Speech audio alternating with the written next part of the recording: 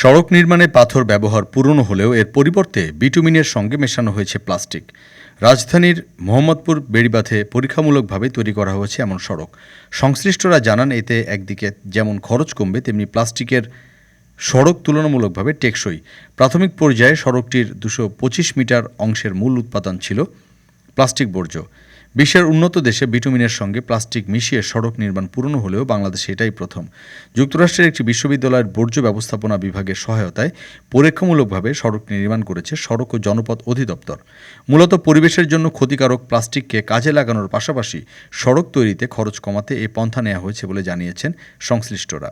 বাংলাদেশ সড়ক গবেষণাগারের নির্বাহী প্রকৌশলী শামেমা ইয়াসমিন বলেন, ময়লা আবর্জনা ভেবে যেসব প্লাস্টিক ফেলে দেওয়া হচ্ছে সেই সব প্লাস্টিক রিসাইকেল করে ব্যবহার করা হয়েছে।